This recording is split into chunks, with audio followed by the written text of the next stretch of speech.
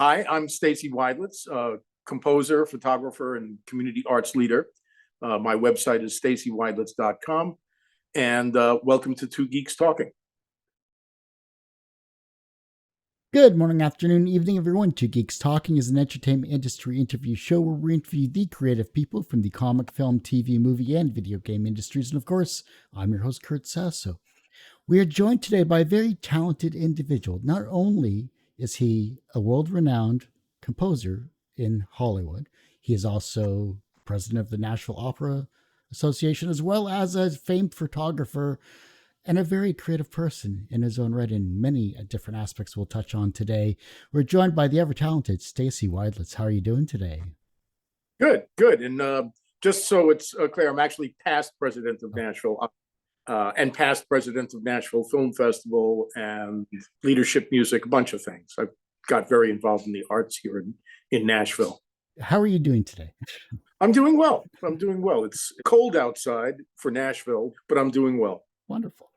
For those that don't know anything about yourself as a creative person, tell us who you are and what you're bringing to Two Geeks Talking today. I've been a musician basically my whole life. I started playing clubs when I was 15 years old on Long Island, where I grew up in New York.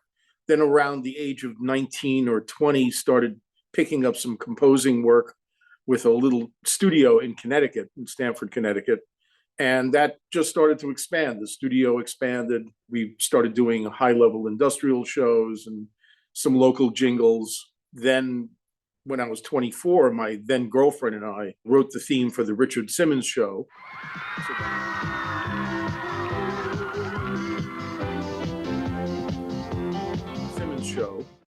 So that was my first national credit. And that show became such a hit that it prompted she and I to move to Los Angeles the next year. That started, that branch of my career, scoring, which was my main interest. At first, it was a lot of similar things to the Simmons Show. It's more daytime television themes, some nighttime stuff, specials. And then along the way, I met this actor who turned out he lived around the block from me. And that was Patrick Swayze. And that's how we came to write the song She's Like the Wind, for which made it into Dirty Dancing, for which I am forever grateful. I did the scores for, I think it was 21 movies of the week for the networks, a bunch of documentaries for ABC World of Discovery, one of which got me nominated for an Emmy for the score. Co-wrote the end title song for Pocahontas 2 for Disney. So, just tons of work.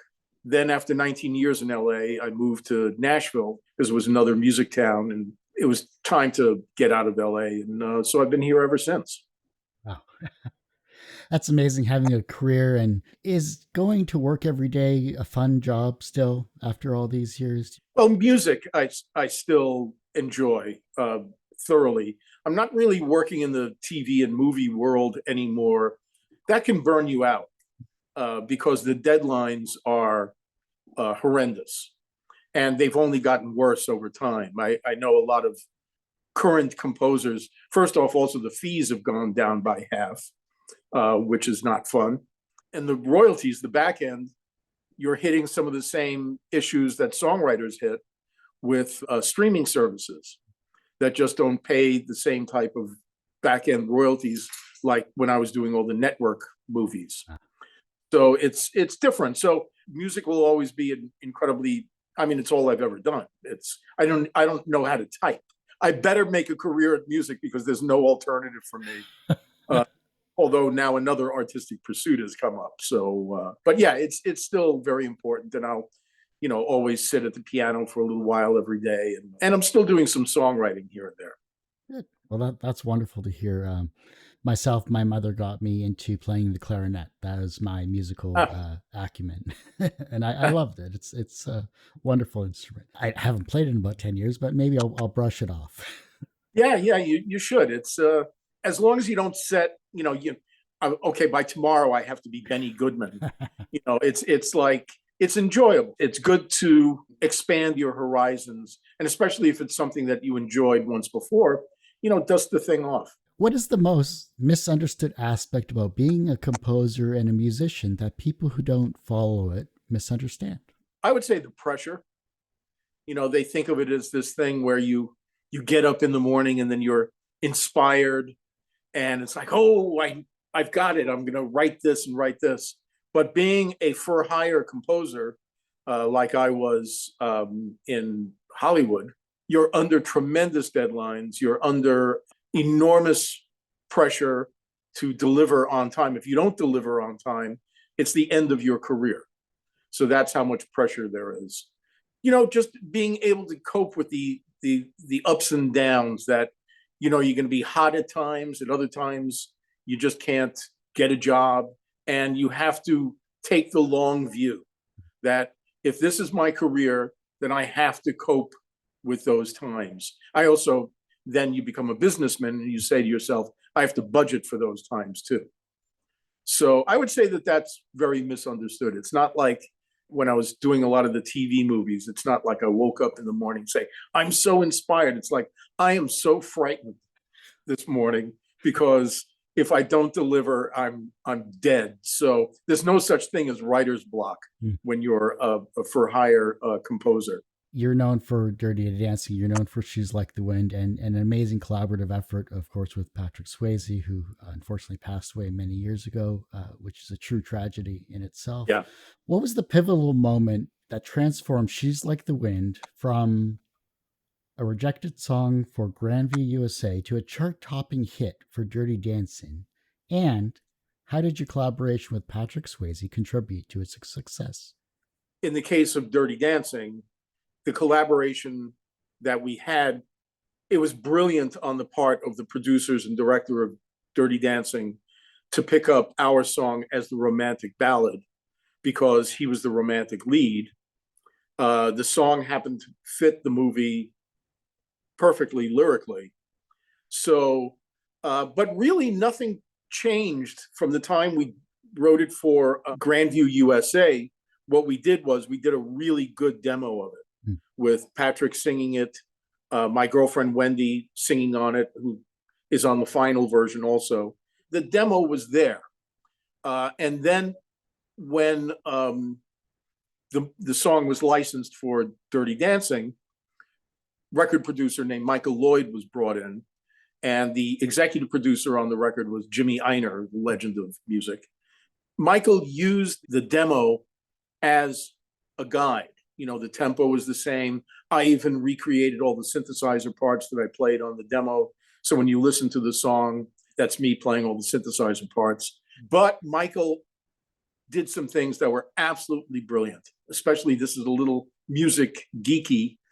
He added a bar of 5 right before the breakdown, just for a big dramatic moment. And I would never have thought of that. And he did some other great stuff, adding the sleigh bells at the end and the singers chanting, just a fool, she's like the wind.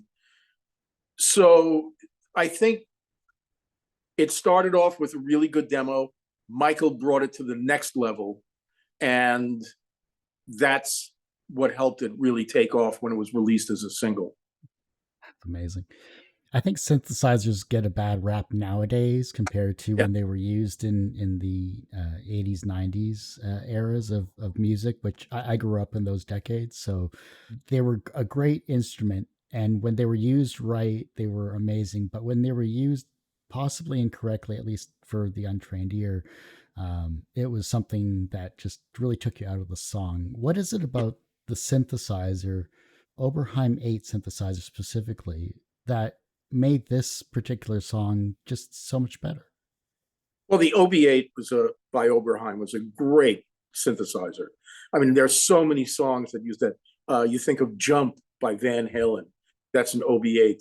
Don't Forget About Me by something Minds. Don't You Forget About Me. Anyway, that's covered with OB8 all over the place. So it was an iconic sound of that time. A lot of mistakes that musicians make with synthesizers, especially composers, is when they try to duplicate an orchestra too closely, because that always sounds a little cheesy to me. Use the synthesizer for what it does best, making sounds that nobody's ever heard before and using those dramatically. And that, I think that's the way to go with synthesizers. Do you think the synthesizer can make its return in this decade of music? Well, it has through EDM, through electronic dance music is all synth. Matter of fact, a lot of those bands don't have guitars anymore. They're really synth driven. And people are hearing synth sometimes, they don't even know necessarily that it's a synth, a drum track or a bass track. So I think EDM has kept synthesizers in the mix. Whether they're now, synthesizers can be contained completely within the computer. Digital versions of synthesizers or new, sounds. So if anything, somebody sitting at home with a laptop can create incredible music through the synthesizers and electronic processing. You jumped from LA to Nashville, two different styles of musical aspects when it comes to, you have the Hollywood scene and you have the Nashville scene known for its country music. But you're also involved in many different community aspects in the Nashville scene itself, specifically even the opera house. How did that come about? Because Nashville's known for country, but opera, that seems different. Well, Nashville now, to me, is the center of the universe of all types of music. I mean, you think about it, the Black Keys are here, Jack White is here, Kings of Leon started here, Paramore started here. So there's a big rock scene, there's a burgeoning rap and hip hop movement going on. But classical music has always been there. I mean, the Nashville Symphony has been nominated, or has won, I think, 13 or 14 Grammys. It's really a world-class organization. And Nashville Opera, well, what happened with my journey into the arts actually goes back when I first moved here. It's not like I dove right into writing for the country market. I was actually involved with a film that Patrick and his wife, Lisa, were doing based on a piece that they did in the mid-'80s, stage piece that I was involved with back then. They adapted it for film and brought me on to write the score for it and music for a bunch of the dance sequences. That film got entered into the Nashville Film Festival, which I really wasn't familiar with, and was accepted. And then when the people at the film festival found out that the composer was local, they reached out to me and said, would you be willing to do a panel on film music for us? And I said, yeah, sure. But then Patrick called me and he said, hey, we're thinking of coming to Nashville for the premiere of the film or for the screening of the film. I said, oh, okay, well, if you do that, why don't you appear on this panel with me, you and Lisa, because she directed the film. And that way we could talk about the collaborative aspect of music for film, because it is very collaborative. They said, okay, great. And so they agreed to that. And then they said, can we stay with you? And I was like, oh my God, it's going to be a madhouse here. But I said, yeah, and they'd stayed here before. So the panel went really well. The screening of the film went really well. I won the Best Music Award in the film festival, not even knowing. I didn't go to the award ceremony because I didn't know I was in competition. When the festival was over, some of the board members whom I'd gotten to know reached out to me and said, would you be willing to join the board of directors of the film festival? And I said, yeah, sure. I said, I've never been on an arts board. That could be interesting. I made a terrible mistake. So this is 2004. I showed organizational skill. And so as a result, by 2007, I was president of the film festival and served for 2 years. Along the way, I had been drafted onto the board of a classical chamber music group called Alias Chamber Ensemble. And then I went through this great program here in Nashville called Leadership Music. I call it the cult behind the music industry. So I ended up as president of Alias for 4 years. I was drafted for the board of Nashville Opera because, once you make a reputation as a leader, they're looking to you. Once I left the Alias board, I joined the Nashville Opera board. And then from 2017 to 18, I was the president of Leadership Music. And then the year after that, I was president of Nashville Opera. I also served as president of the Nashville Opera Guild, which is kind of like the fundraising and educational wing. And also put a cherry on the community involvement.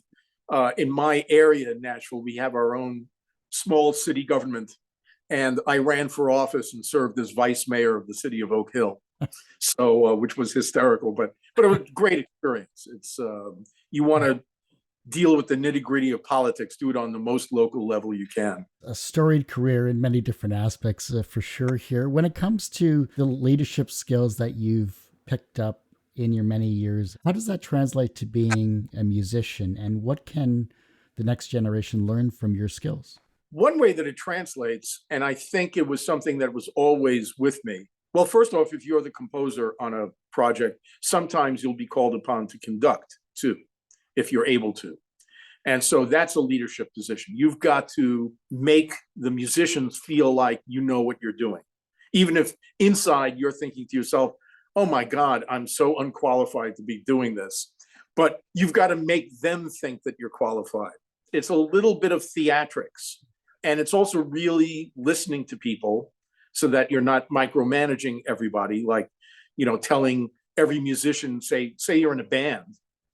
You don't want to be telling every musician what to play. That's a way to split the band apart. Let everybody contribute in their way and listen to what they're saying and make decisions based upon the information that you're getting from them. Diverse collaborations are always amazing to have, and especially in the varying scenes that you've been in here, between Anne Bancroft to Steve Cropper, Ray Manzarek from The Doors, yes. Quincy Jones, Mel Brooks even. Can you share a standout experience or lesson learned from these amazing, influential figures? I can tell you something that I learned from all of them in aggregate, which was each one of them was incredibly humble and incredibly nice. And that was just such a great thing to discover, that these are people at the absolute top of their careers or games, or so famous, or whatever, and they just were the nicest people. I mean, Anne Bancroft was an absolute sweetheart to work with. She also had an incredibly strong New York accent, which threw me, because I always think of her like in The Graduate or something like that, where she's saying Benjamin, but in when I walked in the door to rehearse with her at her house, it was like, you want some coffee? So it was very funny. And her husband, whom I was up for a movie that he was producing. I ultimately didn't get it, but I got to sit and talk with him for an hour and a half. And so, as I say, that's my greatest rejection, because, yeah, I didn't get the job, but I got to sit and talk with Mel Brooks for an hour and a half, who was also incredibly nice. And Quincy Jones was interesting. I learned something from him. I didn't work with him.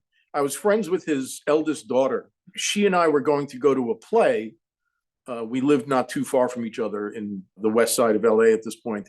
She called me and she said, I've got to go to a party at my dad's house.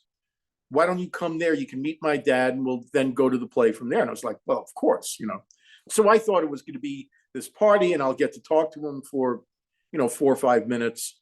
And when we walked in, there was nobody there except the housekeeper, Jolie, his daughter. My friend was getting ready, and I was sitting in the kitchen. He walked in, pulled up a stool and sat in front of me, and we talked for an hour, because he said, Jolie tells me you're in music. What do you do? And I said, well, these days I'm doing a lot of scoring work for television.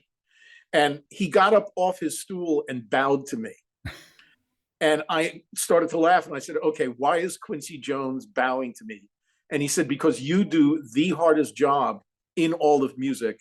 Evidently, as he told me, he had done the score for a TV series called Ironside back in the 60s. At the end of the season, he had a complete nervous breakdown and had to be medicated and shipped off to Tahiti, which is not a terrible place, to have a nervous breakdown. Yeah. But the pressure was so enormous, he couldn't deal with it. So that harkens back to what we talked about earlier. And then Ray Manzarek was unbelievably humble. This was one of my boyhood idols, because I loved especially the second Doors album, Strange Days. And I figured out all the keyboard parts when I was a kid. And now he's sitting he wanted to come see me work on a TV show called Eerie, Indiana. And my agent set it up, and he came over, and he was just the nicest person. So I think that that's what I took away from all of them. Eerie, Indiana was my favorite show as well, by the way. I saw all of that. You're kidding. Oh, No, that's no, it's developed a cult following. And I think it was the precursor of Stranger Things. oh, yes. Without a In doubt. many ways, although much lighter in tone. And it didn't overstay its welcome. So, there you go. Right. But it was extremely well done. And I love sci-fi and fantasy and everything like that. 90210 in terms of the theme for the first season, and talk about that process, because that's a whole different avenue of television. Yeah, it wasn't even for the first season. It was just for the first pilot episode. I'll explain what happened. But I had met Jeff Skunk Baxter, the guitarist from the Doobie Brothers and Steely Dan, who's another one, is just the nicest guy. And here's this guitar legend. And we were approached, I think we had already done some work on a TV show together. And we were approached to write the theme for this new show that wasn't called Beverly Hills 90210. I think it was just called Beverly Hills High or something like that. Or P.O. Box, I can't remember. So Jeff and I came up with this theme that the producers really liked, Chuck and whatever his name was. As Jeff and I were writing it, we were saying, we should have saxophone on this. And so I said, okay, I know a great session player. And Jeff is very funny. He said, no, I'll call Edgar. And I said, Edgar who? And he said, Edgar Winter. And I said, you're kidding. Because first off, my favorite blues guitarist in the world is Johnny Winter. And then Edgar's first album, Entrance, is brilliant, especially his version of Tobacco Road. And his band, Edgar Winter's White Trash, was unheralded band that was amazing. Full horn section and the whole thing. So I was very excited. And Edgar was another incredibly nice guy. Little spooky because his vision was very bad. So, and he's albino. So he was reading the music like this close to his face. But he did a great job on it. And everybody, the producers loved it. But the executive producer was Aaron Spelling. He saw the pilot and hated the graphics in the opening of the pilot. So he dumped everything from the opening, including our theme. One of those things that you're just like, okay, and at the time, it didn't seem like that big a deal because it didn't seem like a show that was really going to have legs. But then 3 years into its run, I was like, crap, I wish we had that theme, that just steady stream of royalties. What happened was the post-production supervisor or producer, Kenny, felt bad about that. So he hired me to score a bunch of the episodes. So in that first season, I think I did 7 or 8, somewhere in there, a whole bunch of episodes, including a very famous one where Brenda and Dylan first hook up. So that was called Isn't It Romantic? The whole atmosphere around Spelling Productions was not good. When you started composing at an early age to where you currently are in your life now, what is the main difference between composing for television versus a feature film? And does that change the way you compose? It doesn't change the way you compose, although generally on feature film, you get more time. It's still a very compressed schedule, but there are some episodes of 90210 that I turned around in 2.5 days. The hardest TV job I did was a cartoon series called Crow. It was an ABC morning show. And I scored I wrote the theme song, but also scored all the episodes.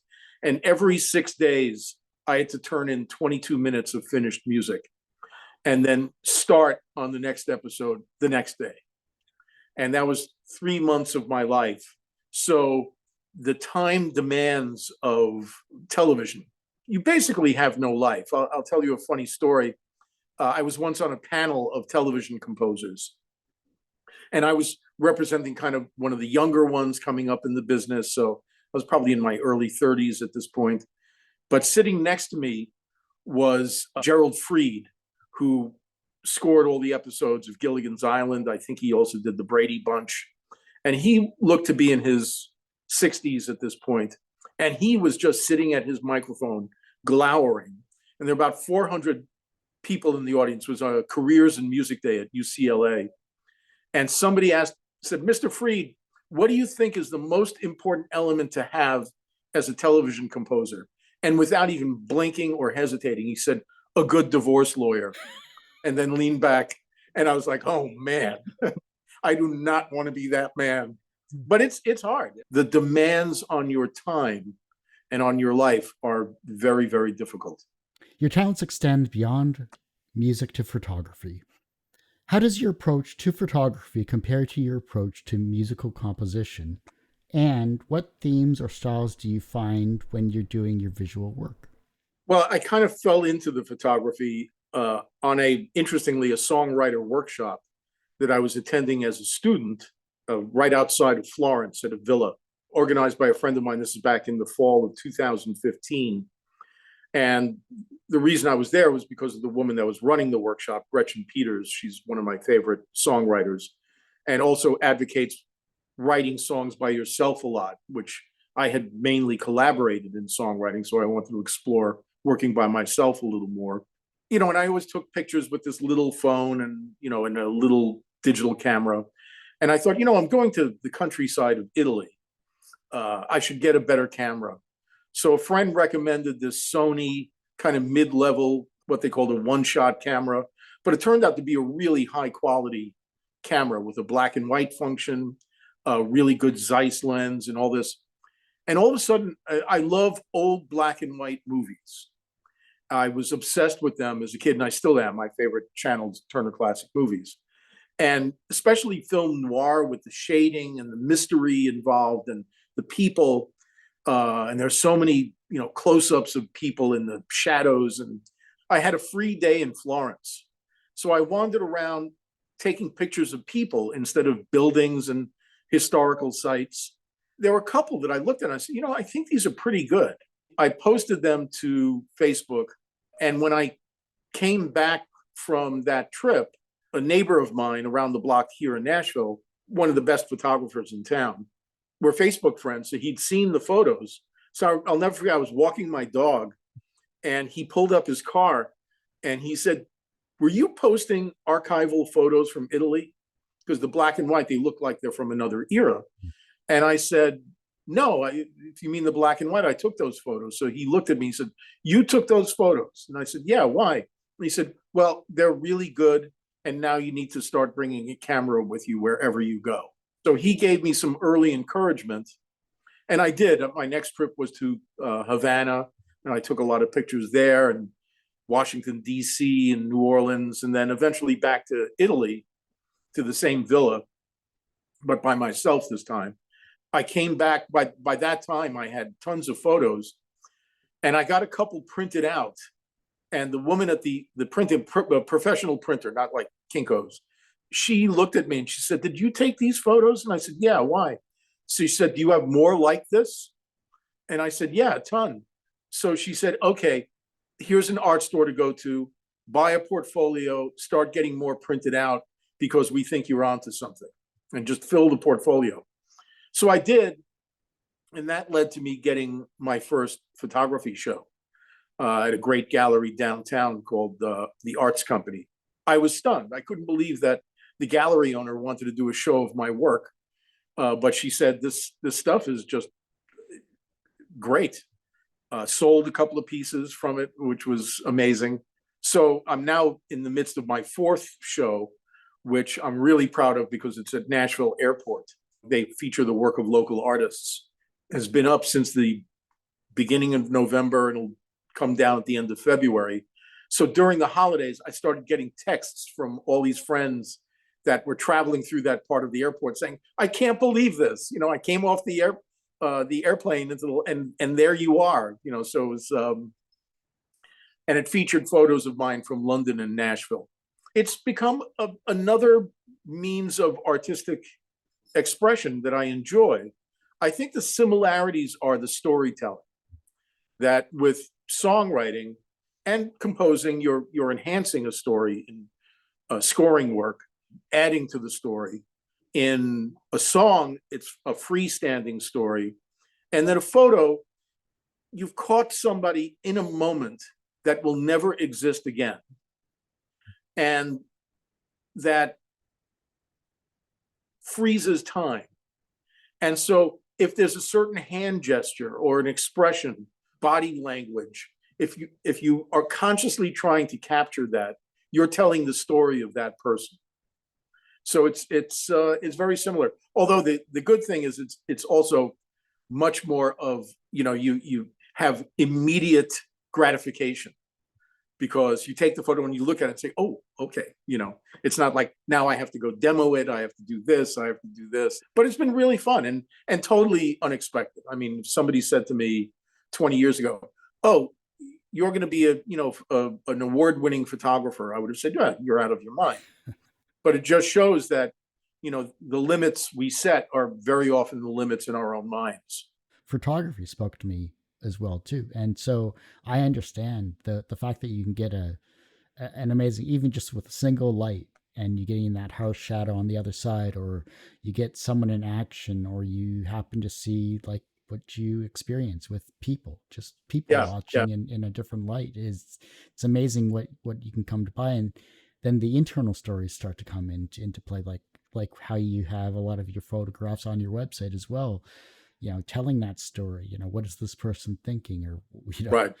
Especially the old guy getting chewed out by his wife or something like that. That was hilarious as well. So I thought it's fascinating that, that instantaneous snap can turn your day around. Even it's incredible. Yeah. Oh, yeah. And what's interesting, when you do street photography, you're basically wandering around and you have to get out of your own head. I find that I myself go into almost like a Zen-like state where I'm just observing everybody. So I call street photography the anti-selfie. Instead of it being, I'm obsessed with myself, so here I am in front of this great work of art. There I am, proving that I was there. Instead, you're seeing everybody else in the room. And that's far more interesting to me than taking pictures of myself. Yeah, no, I agree. And I think even if you did a traveling series, whether you'd go around Europe or whether you go around, your neighborhoods, it's amazing what you can find and what you can experience. Maybe you're going to see a restaurant you've never been to, or maybe you see a group of friends that you just haven't met yet. So, right. Well, I've been traveling a lot in the past few years. One place I went to a year ago from October for the first time was Paris. And I completely fell in love with Paris. And I've been there 3 times now, and I'm actually going back next month. I belong to these Facebook street photography groups, which are great. And I've, through that, met photographers around the world. It's a very specific community, the street photographers especially. They're kind of more the rebels of photography. You have to be very stealthy sometimes to catch somebody. Try not to shove a camera in their face. Good thing there are zoom lenses, right? Yeah. Everyone has one person that inspired them on their path to where they are today. Who was that for you? Well, it would have been my teachers.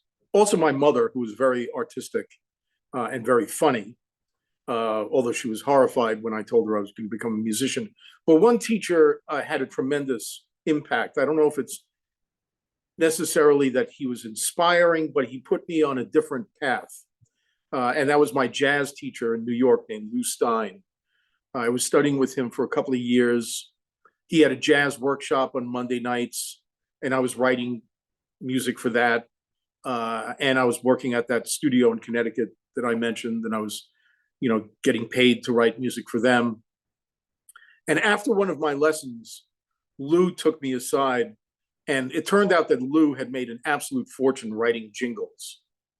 He said to me after one of the lessons, he said, you're a really good piano player, but if you ask me, your path in music is as a composer. He said, you do it easily. You're already getting paid for it. I think I was probably 20 years old at this point. And he said, also, if you pursue that, you could potentially make more money. You could get more respect. You won't have to tour and do all those things. And I had about an hour drive back from his house back to Long Island, where I was back with my parents. And it was like the heavens opened up above with the choir singing. And I realized he was right. And that's when I really started to refocus and said, this is what I'm going to do. So he was very instrumental in that. It's always good to have a mentor like that, especially Yeah.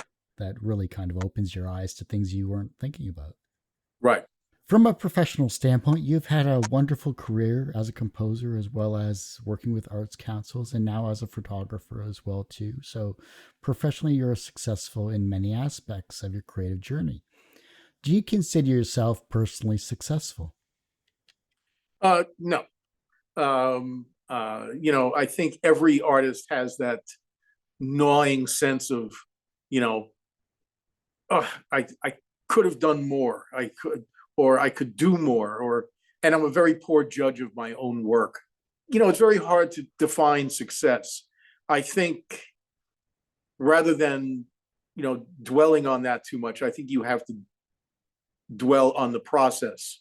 To say, it's the journey, that's a little cliched, but there is a process that you go through with everything artistic. I've always tried to focus on the process and look backward as little as possible, because that can be a trap. And it also prevents you from trying new things, like photography or whatever, where it's just an unexpected journey. The reverse of success is failure. How do you deal with your failures? Usually in a fetal position on the couch for, a few weeks. No, it's actually, my greatest fear is of failure. It's driven me since I was a child. I don't know if I've had that many what I would call failures. There are things that I didn't get, that I was rejected from. That's not necessarily a failure. That could be the vagaries of the business or some politics or whatever. Like, I would have loved to have done in scoring work A-level movies. I would have liked to have been, John Williams and those guys doing that level of film. And it didn't happen for a number of circumstances. Sometimes I get a little twinge about that, saying, but at other times saying, well, be thankful for all the things that you did do, that I can be sitting in a pub. This is a true story, in London, and two guys that look like, soccer hooligans start talking to me, and, they say, oh, you're American, what are you doing here? And so, I describe myself in the music business. And as soon as I mentioned She's Like the Wind, they started singing it to me. So you can't beat that. That's like every songwriter's dream. And especially because it was written a long time ago and was a hit at first a long time ago. I don't dwell on the things that didn't happen. I try to dwell on what did happen and to be grateful for that. I remember dancing to prom, in prom with that song. So, that was didn't help me any farther with that. So yeah, it's funny. It's never, I had a musician friend. I don't know if you're going to edit this out or not, but he said, do you know how many times the song that you wrote got me laid? And I said, do you know how many times it didn't for me? Because it's too cheesy to say, I wrote this for you. It's because, it's just bull. So it's very funny. The younger generation is looking at your work and they're becoming inspired to be creative in their own way, whether it's as a composer, photographer, or something creative. You've inspired them on their path. Maybe you've done so. How can they inspire the generation that follows them? A few ways. One is, I hope the inspiration that I impart is stick with it. I've talked to younger people in music, like somebody here in Nashville a number of years back who said, oh, I did the LA thing. I went out there for about 8 months, 9 months, and it didn't work out. So I came home. And I said, 8, 9 months? I said, it took me 5 years in LA just to get an agent.